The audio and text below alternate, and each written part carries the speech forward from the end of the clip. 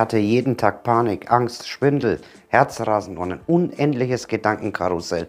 Der Leidensdruck war so groß, dass ich fast Schluss machen wollte. Doch dann kam die Erleuchtung. Heute schaffen es 9 von 10, sich von diesem Leid zu befreien. Und du schaffst das auch. Jetzt hast du das schon so oft gehört. Mach dies, mach jenes, mach das. Verwende diese Technik. Ich habe das ultimative Werkzeug für dich. Damit wirst du endlich frei von allen Ängsten. Ich halte davon sehr wenig von irgendwelchen Techniken. Denn unsere Psyche ist keine Technik und kein Werkzeug, sondern es ist, wie es der Name schon sagt, Psyche, Gedanken und Gefühle. Vielleicht quälst du dich schon seit Wochen, Monaten oder gar Jahren mit Angst, Zwängen, Gedankenkarussell, Sorgen, Grübeleien und diesen ganzen körperlichen Symptomen schon herum. Dann geht es dir so, wie es mir sehr, sehr, sehr lange Zeit ergangen ist. Und wie viele Wochen und Monate oder gar Jahre hast du schon deine Zeit verbracht, in Google zu recherchieren über deine Symptome oder in irgendwelchen Facebook-Gruppen herumzuturnen und dich abzusichern, ob der oder diejenige diese Symptome auch kennt? Vielleicht in Stunden umgerechnet schon Jahre.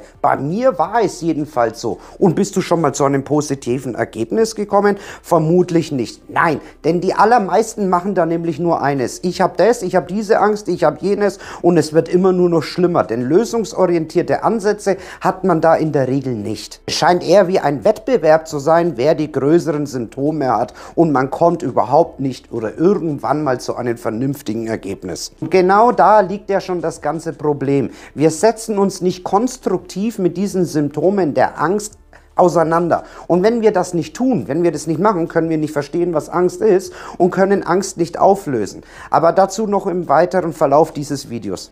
Ich habe dir heute etwas mitgebracht, wie du Angst dauerhaft auflösen kannst. Und dabei spielt es gar keine Rolle, um welche Störung es sich handelt. Ob das jetzt eine Agoraphobie ist, eine Sozialphobie, der Kern der Angst ist nämlich immer derselbe. Und den stelle ich dir heute vor. Aber hey, du wirst schon einen riesengroßen Gewinn haben, selbst wenn du diese Aufgabe im Alltag nicht integrierst, wenn du ab heute schon anfängst, dich von allen diesen Foren und Gruppen der Angst zu entfernen.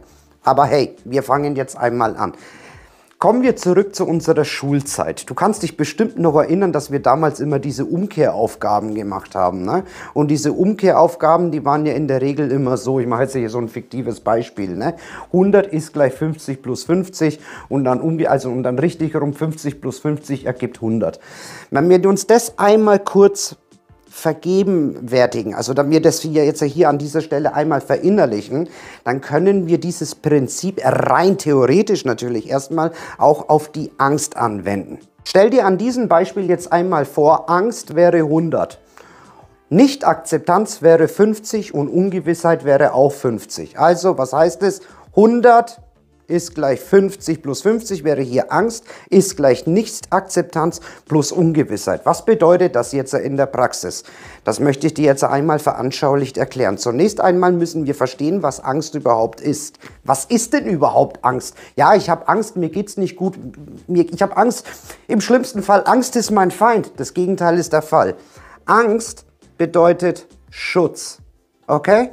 Angst ist Schutz. Angst bleibt Schutz. Angst ist Schutz. Angst will dich schützen. Aber warum will mich Angst schützen, wenn gar keine Bedrohung vorhanden ist? Und dann gibt es natürlich auch noch die Furcht. Die Furcht ist ein anderes Wort für Angst, ist aber dasselbe Gefühl. Es ist dasselbe Gefühl, tretet aber in verschiedenen Situationen auf. Die Furcht kommt, wenn wir real bedroht sind. Das bedeutet, wenn wir draußen sind, ein Auto würde uns überfahren, jemand steht mit einem Messer vor uns, jemand möchte uns schlagen oder uns irgendetwas Böses antun, reagiert der Körper mit Furcht, mit all seinen Symptomen, die du kennst. Und da macht es dir wahrscheinlich auch gar nichts aus, weil du sagst, hey, ich bin ja gerade in Bedrohung. Da ist diese Furcht, da ist diese Angst, die möchte mich ja schützen. Und dabei haben wir in diesem Moment dieselben, die gleichen, die exakten Symptome wie bei der fiktiven Angst. Unser Herz rast, wir schwitzen, vielleicht haben wir eine Starre, wir haben einen Kloß im Hals. Es fühlt sich an, als würde ein Elefant auf unserer Brust liegen. Die Gedanken rasen oder wir kriegen einen Impuls zum Flüchten. Bei der Angst ist es genauso. Es gibt gar keinen Unterschied. Und warum ist das eigentlich so? Nun, das ist eigentlich relativ einfach zu verstehen. Wir haben hier oben in unserem Gehirn einen kleinen Mandelkern. Er nennt sich Amygdala.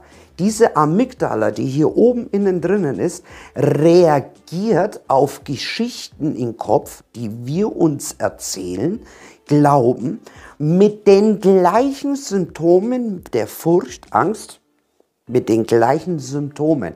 Und warum? Weil Angst Schutz ist. Und wodurch wird Schutz bei uns aktiviert? Nein, natürlich, durch eine Bedrohung. Ist es eine Bedrohung, wenn ein Auto uns zusammenfahren könnte oder überfahren könnte? Es ist eine Bedrohung. Ist es eine Bedrohung, wenn jemand vor uns mit dem Messer steht? Es ist eine Bedrohung. Ist es eine Bedrohung, wenn uns jemand schlagen möchte? Es ist eine Bedrohung. Auf der Welt da draußen sind gerade sehr, sehr, sehr viele Krisenherde. Man könnte damit mit Angst reagieren. Ganz viele Menschen reagieren damit mit Angst. Jetzt ist aber da gerade keine reale, objektive Bedrohung im jetzigen Zeitpunkt da. Denn die Krisenherde sind weit weg von uns. Wir könnten uns aber im Kopf eine Geschichte erzählen, die uns betrifft, die wir als Bedrohung sehen, und dann werden wir geschützt. Vor wen werden wir geschützt? Vor unseren eigenen Schutz. Und was ist der Schutz? Angst. Jetzt gibt es ganz, ganz viele Menschen, wahrscheinlich fast alle, die gehen jetzt mit dieser Methode, wenn man so möchte, her und sagt, ich möchte keine Angst haben. Ich möchte keine Angst haben, dass hierher der Krieg kommt. Ich möchte keine Angst haben, dass ich im Alter alleine sein werde. Ich möchte keine Angst haben, dass ich krank werde. Aber mal Real Talk, du wirst doch geschützt davor. Du wirst geschützt, dass du im Alter nicht alleine bist. Du wirst geschützt, dass der Krieg dich hier nicht trifft. Du wirst geschützt, dass du keine Krankheit bekommst. Wie möchtest du etwas auslöschen, das dich beschützt? Ich frage dich ernsthaft. Wir kämpfen immer gegen die Angst an und wollen sie nicht haben. Aber die Angst kannst du in ihren eigenen Mechanismus, den Mechanismus der Psyche, die Funktion Schutz, nicht ausknipsen. Das ist doch der größte Diener. Es ist der größte Freund in deinem Leben. Die Angst oder die Furcht, nenn es wie du es willst. Die Angst und die Furcht hat immer einen Parameter. Und der Parameter ist immer wie folgt. Schutz. Und was löst Schutz aus? Bedrohung. Bedrohung. Bedrohung löst Schutz, Schrägstrich, Angst aus. Welche Erkenntnis hat das in mir ausgelöst? Dass ich Schutz nicht mit Schutz bekämpfen kann, indem bekomme ich noch mehr Schutz und noch mehr Angst. Was muss ich also tun, um keine Angst mehr zu haben? Naja, logisch. Ich darf nicht mehr bedroht sein. Ich darf mich nicht mehr bedroht fühlen. Wenn ich mich nicht mehr bedroht fühle, wie kann ich dann Angst haben? Stell dir einmal vor, ein imaginäres Beispiel. Ich stehe auf der Straße und habe Angst, dass mich jemand zusammenschlagen möchte. Ich habe Angst. Warum habe ich Angst? Weil ich eine Bedrohung fühle. Was wäre, wenn ich diese Bedrohung nicht erkenne oder nicht fühle oder so nicht sehe, dass diese Bedrohung nicht da ist? Würde ich dann Angst bekommen? Nein, denn mein Körper würde mich nicht schützen. Deine Angst, dein Schutz muss reagieren, wenn eine Bedrohung vorhanden ist. Und es ist egal, ob es real ist, wie bei der Furcht, oder eine Bedrohung in deinen Gedanken. Du hast jetzt verstanden, was die Furcht ist. Ja, es ist eine reale Bedrohung mit einem ungewissen Ausgang. Ja, wir haben einen ungewissen Ausgang. Wir wissen nicht, wie diese Situation endet. Es ist eine Bedrohung. Wir bekommen Furcht, Schrägstrich, Angst. Im Kopf funktioniert es genau gleich. Nur hier oben drin. Genau gleich. Es gibt keinen Unterschied, ja? Keinen Unterschied. Es ist genau gleich. Wir haben eine Ungewissheit in Form eines intrusiven Gedanken. Der intrusive Gedanke kann gleich X alle möglichen verschiedenen Formen der Bedrohungen annehmen. Das kann anfangen so, ich könnte einen Herzinfarkt bekommen, ich könnte eine Panikattacke bekommen, ich könnte verrückt werden. Was wäre, wenn ich eine Depression bekomme? Was wäre, wenn ich Schizophrenie bekomme? Etc., etc., etc. Der Gedanke kann mir alles Mögliche erzählen. Als erstes müssen wir einmal festhalten, der Gedanke weiß nichts. Der Gedanke ist kein Bewusstsein, der Gedanke, woher soll der das wissen? Ein Gedanke ist fiktiv. Ein Gedanke stellt selber an sich keine Intelligenz und kein Individuum dar. Das heißt, der Gedanke ist nichts anderes als das, was ich früher einmal in meiner Biografie konsumiert habe, festgehalten hat und dann immer wieder wiederholt. Das mal nur so kurz am Rande. Aber gehen wir mal davon aus, du hast dich noch nicht so stark vom Identifizierer gelöst. Dann kommt dieser aufdringliche Gedanke etc. etc. Ich könnte einen Herzinfarkt bekommen. Und jetzt kommt das Problem. Nicht-Akzeptanz. Nicht-Akzeptanz in dem Fall, dass ich einen Herzinfarkt bekommen könnte. Was löst das aus, das Nicht-Akzeptieren? Na was? Na was löst es denn aus? Hat man doch gerade eine Bedrohung. Eine Bedrohung. Du akzeptierst es nicht, dass du einen Herzinfarkt bekommen könntest. Na klar, dann bist du eben bedroht. Was passiert, wenn wir uns bedroht fühlen? Angst. Angst. Wir kriegen Angst. Übrigens wollte ich dir sagen, wenn du noch tiefer in diese Materie eingehen willst, ich habe für dich auch 2 Bücher geschrieben. Einmal das Buch Zwangsgedanken erfolgreich überwinden und das andere ist das Angststörungen und Panikattacken loslassen. Wo du sie dir erwerben kannst, verlinke ich dir hier unten einmal in der Infobox. Wir machen weiter. Stell dir einmal vor, du würdest es akzeptieren, dass du einen Herzinfarkt bekommen könntest. Und die Betonung, jetzt hör mir genau zu, weil das machen jetzt alle falsch. Die sagen, ich soll das akzeptieren, dass ich einen Herzinfarkt demnächst bekomme. Nein, das sollst du nicht. Das sollst du nicht. Die Betonung liegt im könnte.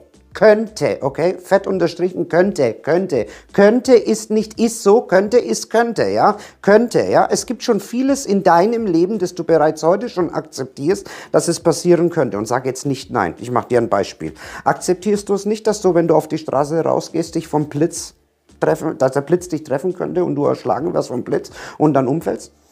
Sage jetzt nicht, dass das nicht passieren kann, denn es kann passieren. Die Wahrscheinlichkeit ist niedrig, aber kann es passieren? Ja, es kann passieren. Es ist doch ein Fakt. Es kann passieren. Es kann passieren, dass ich morgen rausgehe und von einem Auto zusammengefahren werde.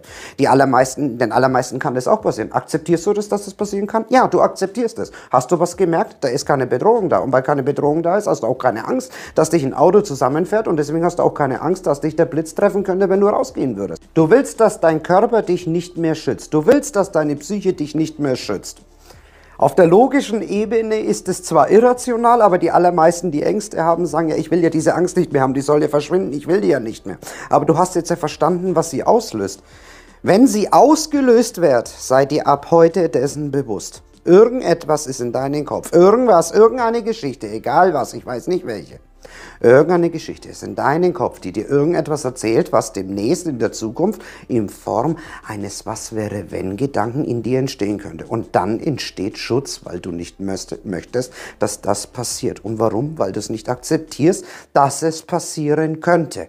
Was heißt das jetzt im Umkehrschluss? Was heißt das jetzt für mich? Wie war das für mich? Für mich, also ich weiß nicht, wie es dir gerade geht, schreib es mir mal in die Kommentarbox. Für mich war das in diesem Moment die Erleuchtung schlechthin. Und warum? Und warum? Weil ich ab diesem Moment gemerkt habe, dass ich Schutz nicht mit Schutz bekämpfen kann und es überhaupt nicht wichtig ist, Angst zu bekämpfen, sondern Angst zu akzeptieren. Aber noch viel, viel besser ist es, wenn in dir der Wunsch liegt, nicht mehr Angst fühlen zu müssen, nicht mehr Angst spüren zu müssen, in dir keine Bedrohung im Kopf entstehen zu lassen. Aber wie mache ich das Ganze, fragst du dich jetzt vielleicht. Naja, es geht um Folgendes. Stell dir einmal vor, du bekommst so einen intrusiven Gedanken. Einer von diesen Gedanken, der dich immer wieder plagt und dich immer wieder in den Bann zieht, zu grübeln. Immer wieder in den Bann zieht, dich im Außen vielleicht abzusichern. Kennst du das auch? Kennst du dies? Kennst du das jenes? Dass du das vielleicht mal mit Absicht in diesem Moment unterlässt. Du unterlässt es und übst dich mit diesen Leitgedanken, den ich dir jetzt gerade schenke. Ich akzeptiere es, dass dies oder jenes passieren könnte. Könnte. Wenn du das in diesem Moment tust, wenn du das wirklich machst und verinnerlichst, jedes Mal, wenn du dich dabei ertappst, dann wirst du merken, dass dein Körper, deine Psyche sich nicht mehr bedroht fühlt. Wenn sich dein Körper und deine Psyche nicht mehr bedroht fühlt, warum sollte es dann anfangen, dich zu schützen? Wieso? Wieso? Es ergibt keinen Sinn. So kannst du jede Angst, wirklich jede Angst, egal welche, vom Herzinfarkt, von der nächsten Panikattacke, vom Vorstellungsgespräch etc. Stell dir vor, du hast ein Vorstellungsgespräch. Ich werde das nicht schaffen. Ich krieg's nicht hin. Ich werde versagen. Ich akzeptiere es. Ich akzeptiere es, dass es passieren könnte, dass ich es nicht schaffe. Ich akzeptiere diese Geschichte in meinem Kopf, dass ich mich blamiere beim Vorstellungsgespräch. Ich akzeptiere es, dass ich mich übergeben könnte beim Vorstellungsgespräch. Und was wir da alles für Geschichten im Kopf haben, akzeptiere ich, dass es passieren könnte. Du sagst es dir innerlich mit dieser Haltung. Ich akzeptiere es, dass dies oder jenes, egal welche Geschichte dahinter steckt, akzeptiere. Und mir ist jetzt bewusst, dass du neugierig geworden bist und mehr in die Materie der Akzeptanz eintauchen möchtest. Und wenn du das möchtest, dann verlinke ich dir hier einmal auf der Endcard ein Video über Akzeptanz, wie du dich in ihr noch besser üben kannst. Ich bedanke mich bei dir fürs Zusehen. Dein Juan. Namaste.